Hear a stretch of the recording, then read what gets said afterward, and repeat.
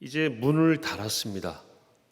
52일 동안 성벽을 다 쌓은 다음에 지난번 본문에서는 아직 문을 못 닫았는데 이제 문까지 다 닫았어요. 성벽이 문을 닫았으니까 완성이 되었고, 이제 고대 국가로서는 국가의 꼴이 이제 만들어진 겁니다. 그리고 그 문을 지킬 문지기를 임명합니다. 원래 그 레위인 가운데 제사장이 나왔죠. 레위인이라고 다 제사장은 아닙니다. 그러니까 레위인 중에서 제사장이 나왔고, 제사장이 아닌 레위인들은 생업을 가지지 않고 이제 전국에 흩어져서 그 지역의 영적 긴장을 위해서 영적인 공무원 역할을 하며 쓰임 받았죠. 그 레위인들이 주로 했던 일이 이제 영적인 일이었고 종교적인 일이었고, 특히 그 성막 또는 성전의 문을 지키는 일을 했습니다. 그런데 오늘 중요한 거는 그들에게 성벽의 문도 지키라고 느헤미야가 임무를 줍니다. 자, 다시 한번 말씀드릴게요. 성전과 성벽은 다르죠. 성전은 뭐 하는 곳입니까? 제사하는 곳이고 종교적인 영역입니다. 성벽은 정치적이고 행정적인 사회적인 영역이죠. 그 둘 다를 누구한테 맡겼습니까? 레위인에게 맡겼습니다.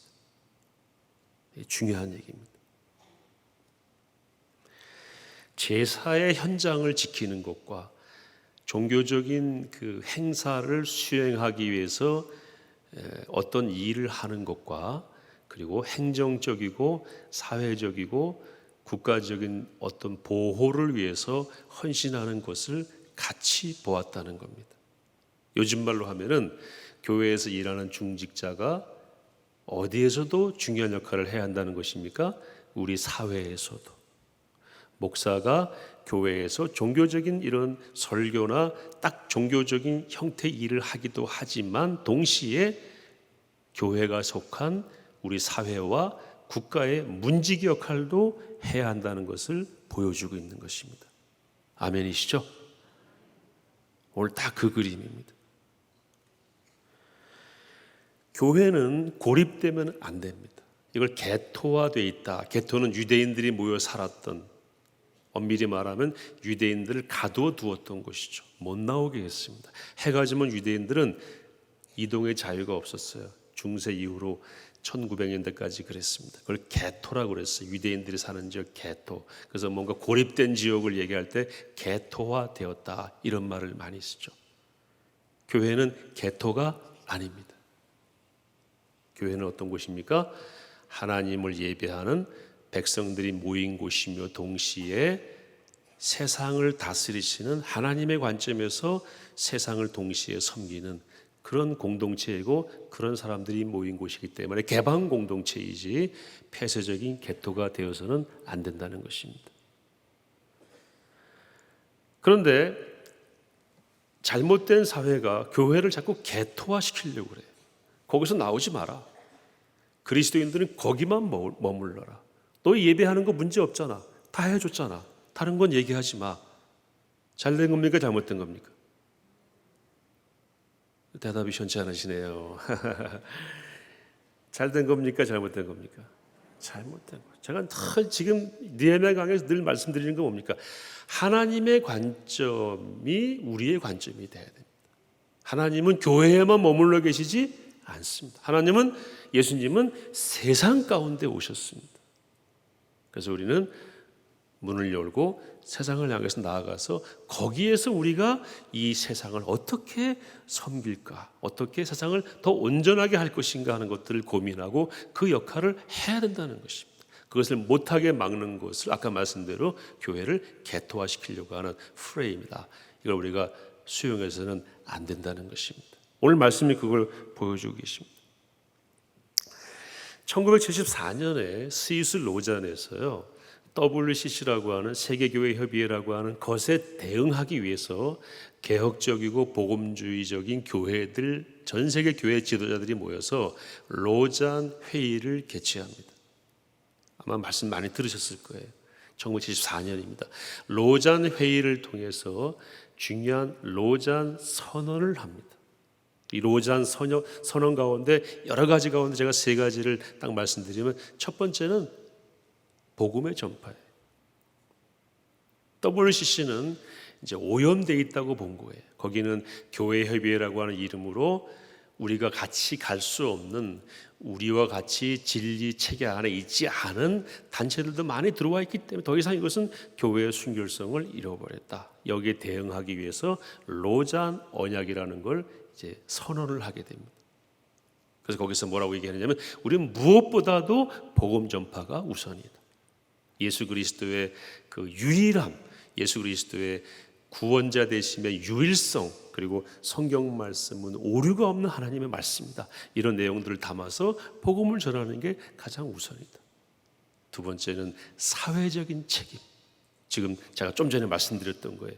교회가 개토화돼서 교회 안에 문 닫고 머물러 있는 것이 아니라 세상 속에 나가서 세상을 잘 돌아가도록 섬겨야 될 책임이 있다. 제가 로잔 선언을 다시 한번 읽고 왔어요. 그리스도인의 사회적인 참여, 그리스도인의 정치적인 참여는 그리스도인의 의무이다.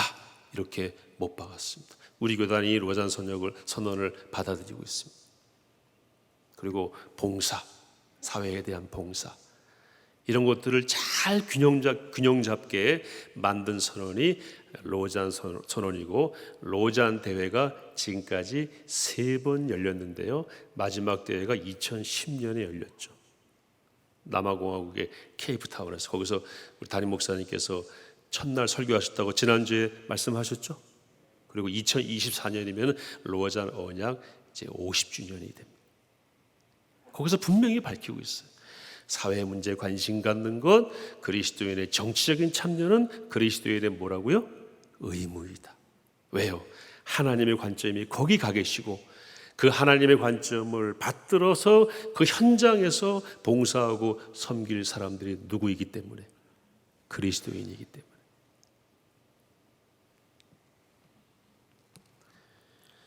그래서 오늘 느헤미야가 그 하나니와 하나냐라고 하는 신실하고 충성된 사람을 성문지기로 시키고, 그 다음에 예루살렘을 통치하게.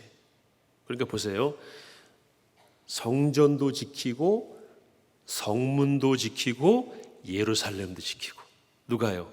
충성되고 하나님 앞에서 그 신실한 자들이 이 모든 것을 관장하는 것을 느헤미야가 임무로 주는 장면이 7장 앞부분에 나와요. 근데 지금 저희가 후반부만 잠깐 봤습니다만.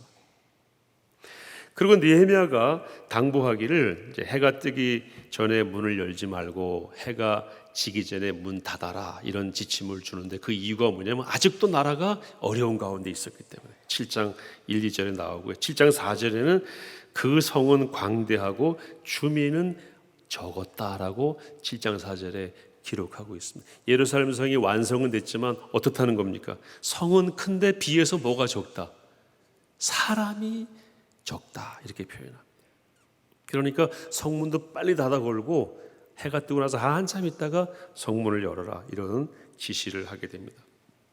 한마디로 나라의 그 형태, 우리가 쉽게 표현하면 나라꼴, 이것이 아직 안 만들어졌다는 것을 의미하고 있습니다. 이때 느헤미야가 이제 주민 등록을 합니다. 제가 우리말로 그 표현을 한 거예요. 성경에 뭐라고 되어 있냐면, 내 하나님이 내 마음을 감동하사 귀족들과 민장들과 백성을 모아 그 계보대로 등록하게 하심으로. 이제 성벽을 쌓았으니까 행정 정리를 하는 거예요. 그래서 누가 살아있나, 누가 어느 지파인가 따져서 이렇게 기록을 하게 되는데, 그래서 나온 인구가 42,360명. 저 페르시아의 바벨론의 포로로 끌려갔다가 바벨론의 페르시아로 바뀌고 나서 계속 머물러 있다 돌아온 사람들의 총 합계가 약 42,000명이다 라는 게 오늘 말씀에 기록된 것이고요. 그 앞에 나와 있는 숫자들을 다 더하면 약 31,000명 정도가 된다고 그래요. 그리고 에스라서에서 한 29,000명이라고 그러니까 약간의 성경마다 차이가 있지만 이걸 종합하면 한 3만에서 4만 명 정도가 지금 돌아왔다, 이렇게 보시면 되겠습니다. 지금까지 설명드린 거 잘 이해 안 되시죠? 그러니까 포로로 잡혀갔다가 돌아와서 막 엉망으로 살았는데 느헤미야가 와서 성벽을 건축하고 외적을 다 막아내고 그런 다음에 이제 뭐 하는 겁니까? 주민등록 그걸 다 하고 나서 해보니까 인구가 한 4만 정도 되더라. 3만에서 한 4만 정도 되더라. 이게 오늘 본문의 내용입니다. 이 내용에 대해서 같이 한번 좀 은혜를 나누고 싶어요. 설교 제목이 뭡니까? 온 회중의 합계입니다. 온 회중의 합계. 출애굽기에 보시면 두 번째 인구 조사를 하게 되는데, 신명기에 나옵니다. 두 번째 인구 조사를 하게 되는데요. 그때 인구 조사 한 1000년 전에 한 조사가 얼마냐면요, 유다 지파만 7만 6,500명입니다. 아까 지금 이 사람들 전체가 몇 명이라고 그랬죠? 3만에서 4만 정도. 근데 1000년 전에 유다 지파만 몇 명입니까? 7만 6,500명. 그리고 가장 막내인 베냐민 지파가 약 4만 5천 명. 레위인은 아주 적은 지파였는데 2만 3천 명. 다 합하면 한 14만 정도가 되는데, 이제 이스라엘이 멸망하면서 지금 느헤미야의 배경이 되는 이스라엘 사람이라고 하면 그거는 세 지파밖에 없어요. 유다 지파, 베냐민 지파, 레위 지파. 나머지는 다 이미 722년에 망해서 거의 다른 민족이랑 합해서 없는 것이나 마찬가지예요. 그러니까 세 지파의 1000년 전의 인구만 해도 14만 정도가 됐는데 지금은 몇만으로 줄었어요? 3만에서 4만으로 줄어든 겁니다. 사회적인 재앙을 경험한 것입니다.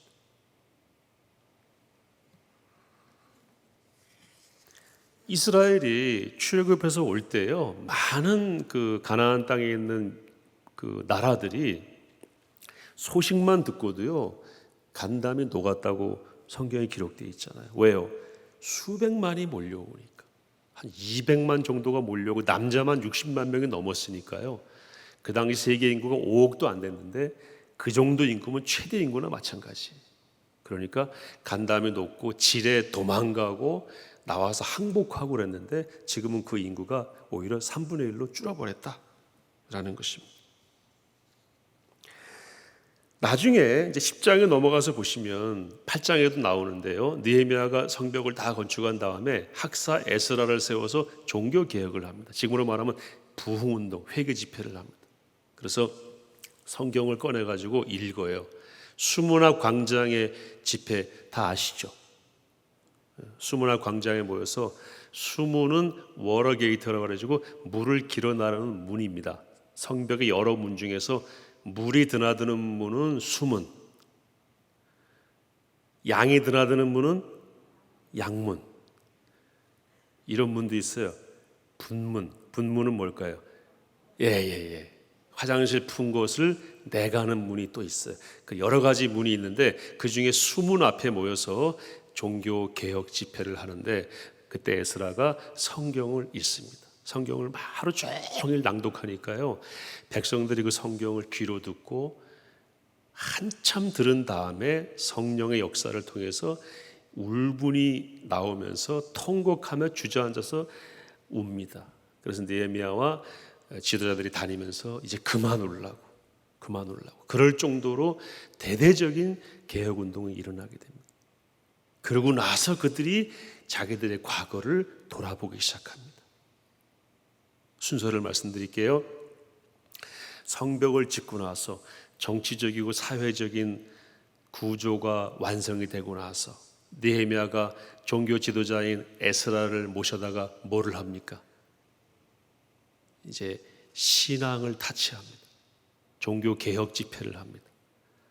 그들이 성경을 들으면서, 우리는 성경을 집집마다 가지고 있지만 성경은 그렇게 가지고 있을 수가 없었어요. 그래서 느헤미야가 에스라에게 부탁해서 에스라가 그 성경을 읽어주니까 그 성경을 귀로 들으면서 맞아, 성경 말씀이 저랬었지 하면서 통곡하면서 회개하는 일이 벌어지게 되는 거예요. 이제 맑은 영성을 회복하게 되면서 그들이 진정으로 회개하기 시작하는데, 회개의 내용을 10장까지 제가 쭉 읽어보았는데요, 세 가지로 말하면요, 우리가 교만했다, 우리가 목이 곧았다, 그리고 우리가 우상 숭배에 앞장섰다. 이 세 가지를 토해냅니다. 제가 오래전에 한번 말씀드렸어요. 여름에 더운 나라 가실 때 가지고 갈 세 가지, 이거 빠뜨리면 안 된다. 뭐라 그랬습니까? 여름에 더운, 어떤 분은 뭐 선크림 얘기하시더라고요. 꼭 기억해서 알려드릴까요? 여름에 더운 나라 가실 때 꼭 가져가셔야 될 거, 모기향, 모기약, 모기장. 무슨 말입니까? 이거 안 가져가면요, 다 소용없대요. 엄청 뜯기고 온 사람이 신문에 크게 인터뷰하면서 낸 내용입니다. 모기약, 모기향, 모기장. 반드시 챙기셔야 된다. 지나오고 보니까 그 세 가지가 꼭 필요하더라. 이스라엘 백성이 완전히 망해서 포로로 잡혀가서 200년 가까이 누대에 걸쳐 살다가 와서 완전히 황폐하던 이스라엘을 건설하고 주의 말씀을 들으며 회개하고 영적인 눈이 열려서 보니까 우리가 망하게 된 이유가 뭐였더라? 교만, 목이 곧았고 우상을 숭배했다. 이걸 제가 다른 말로 말하면 첫째도 교만, 둘째도 교만, 셋째도 교만. 우상 숭배도 교만의 산물입니다. 그거를 토해내고 있는 것입니다. 하나님을 인정하지 않는 것이 교만이죠. 이 싸움은 언제부터 시작됐다고 그랬습니까? 아담과 하와 때부터. 사탄이 들어와서, 사탄은 하나님을 대적하는 영이니까 누구한테 잘못된 정보를 넣었습니까? 하와한테. 네가 이 선악과를 먹으면 너는 누가 된다? 네가 하나님이 된다. 그래서 먹고 눈이 맑아져서 아담에게 또 얘기해서, 죄는 전염성이 있어요. 죄는 성장하고 전염합니다. 그래서 아담이 또 먹고, 그들 마음속에 뭐가 있었어요? 내가 이거 먹으면 뭐가 된다? 하나님이 된다. 이게 교만입니다. 이게 우상숭배고 이게 목이 곧은 것입니다. 이 사상이 지금까지 오고 있는 거예요. 지금까지 다른 얼굴로 오고 있지만 그 얼굴을 벗기면 그 속에는 뭐가 있는 것입니까? 내가 하나님이다. 한 단어로 말하면 뭡니까? 교만입니다. 이것을 통렬하게 반성하고 있는 것입니다.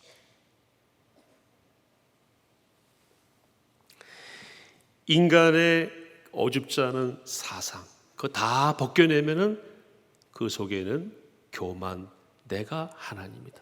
우리 한 집사님 아까 기도하실 때 동성애 문제에 대해서도 기도하셨는데요, 그거 진짜 우리가 기독교인이 정신 차리고 반대해야 됩니다. 차별금지법이라고 아시죠? 제가 차별금지법을요 샅샅이 연구했습니다. 그리고 법조인들하고도 토론하고 내용에 대해서 살펴보니까 이거는요 차별금지법이 아니고요 차별법이에요.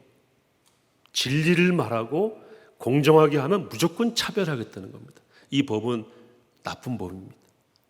나쁘다고 막 그러니까 어떻게 또 나왔냐면 평등법이라고 나왔어요. 이건 불평등법입니다.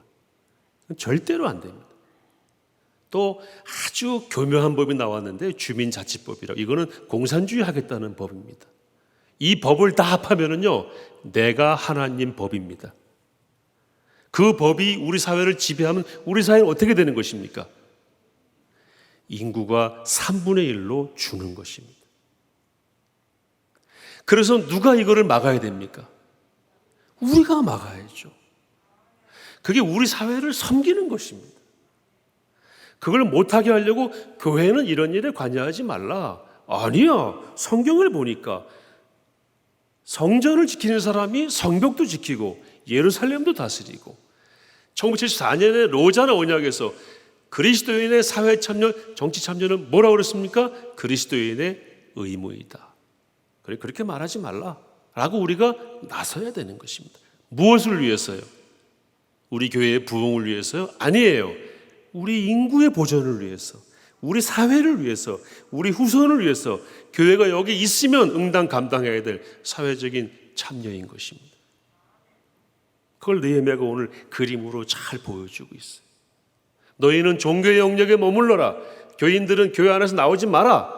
너희들은 모여서 성경 자꾸만 해석해라. 잘못된 것입니다. 성경 그렇게 말씀하고 있지 않습니다. 예수님은 어디에 오셨다고요? 세상에 오셨습니다. 그렇게 예수님이 세상 가운데 오셨음을 누가 얘기해야 됩니까? 여러분과 제가 얘기하고 그렇게 살아내야 되는 것입니다. 제가 이 동성애 찬성하는 분들 참 안타깝지만 더 나쁜 사람들은요, 그 사람들을 내세워서 자기들의 이념을 구현하려고 하는 사람들이에요.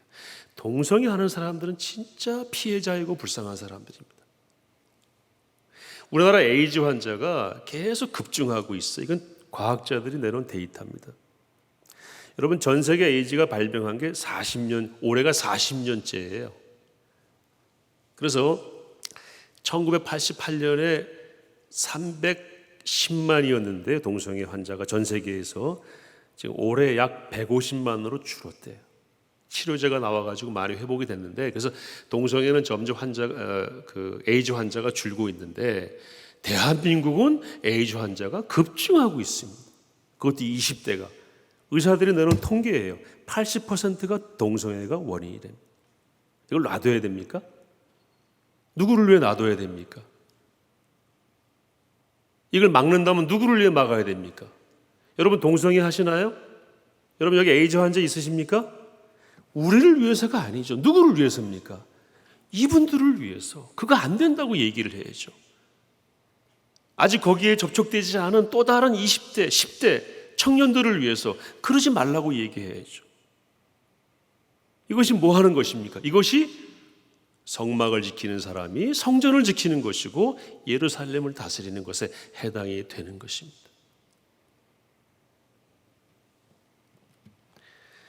그런데 동성애를 권장하고 미화하고 남성과 여성뿐만 아니라 중간에 간성도 있다. 제 고향의 대진, 거진, 그 다음 동네가 간성이에요. 간성이 있긴 있어요. 거기 사이간자, 성성자, 그런 성은 존재하지 않고 과학적으로도 입증된 바도 없고 그거는 어디에도 없습니다. 만들어내는 거예요. 왜요? 내가 하나님이니까. 남자와 여자 그건 하나님이 만든 거, 우리는 간성을 만드는 거야. 그리고 성은 사실 수없이 많아. 오늘은 남성, 내일은 여성, 모레는 간성. 그렇게 할 수 있다는 거예요. 내가 마음으로 생각하는 그 정체성이 그 사람의 그날의 정체성이라는 거예요. 오늘 내가 여성으로 느껴진다. 그럼 목욕탕 어디로 가는 겁니까? 여성은 목욕탕으로 가는 거예요.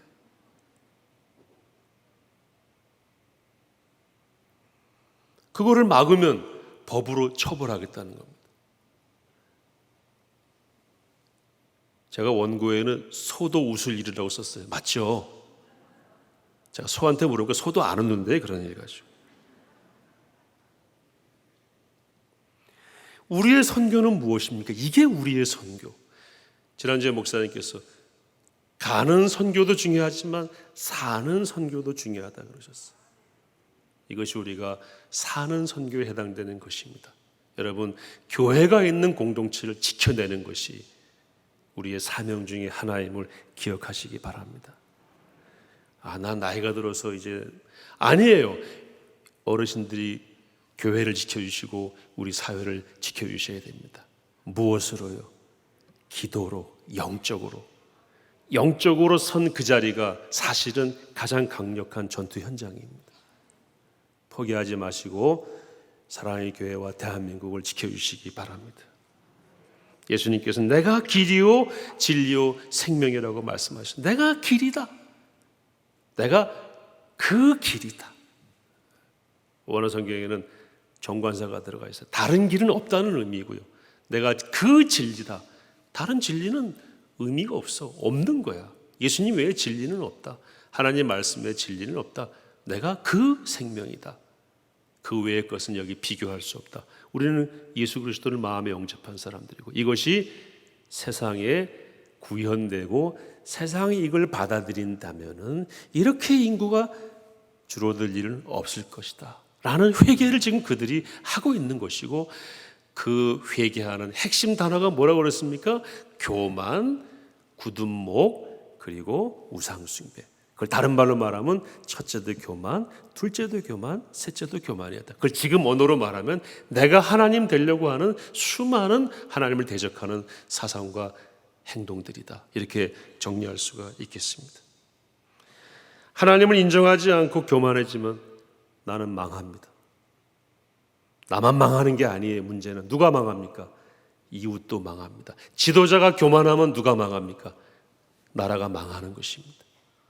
누가 이걸 막아내야 됩니까? 우리 어르신들이 기도로 교회도 지켜내고 가정도 지켜내고 자녀들이 이렇게 내가 하나님처럼 나서면은 눈물 흘리며 기도하시고 붙잡고 기도하시고 예배로 돌아오게 하시고 가정을 지켜내시고 우리 사회를 지켜내셔야 하는 것입니다. 여러분 그렇게 해주시겠습니까? 성경은 분명히 말씀하고 있죠. 교만은 패망의 선봉이요 거만한 마음은 넘어짐의 앞잡이니라. 잠언 16장 18절 말씀이 저는 우리 사회의 모든 현상들을 정리하고 있다고 저는 개인적으로 믿고 있습니다. 예수님은 어떤 분이셨습니까? 겸손의 본을 보이셨죠. 종의 모습으로 이 땅에 오셔서 십자가를 지시기까지 순종하셨습니다. 그래서 역사가 일어난 것입니다. 오늘 말씀대로 이렇게 말씀을 기록한 이유가 있는 거예요. 잘 보세요. 성전을 지키는 사람이 성벽도 지키게 하고, 원래 이스라엘은 예루살렘은요 성벽과 성전벽이 두 벽은 같이 썼습니다. 이해되시죠? 요 끝에 성전이 있었기 때문에, 성벽 끝에 성전이 있었기 때문에 전체 성 사이즈 한 6분의 1 정도가 성전이었어요. 그러니까 성전 지키는 사람에게 성문도 지키게 하시고 예루살렘도 지키게 하시고, 그리고 회개를 통해 돌아봤더니 우리가 교만했더라. 우리 조상들이 교만했더라. 하나님을 대항하려고 했고 하나님 말씀을 이제 들으니까 그 말씀이 정말 옳았구나 하고 회개하면서 깨달은 말씀을 정리해서 우리에게 증거하고 있는 것입니다. 우리의 겸손과 온전한 신앙의 회복을 통해서 민족과 나라와 교회를 보존하는 일에 아름답게 쓰임 받으시기를 축복합니다.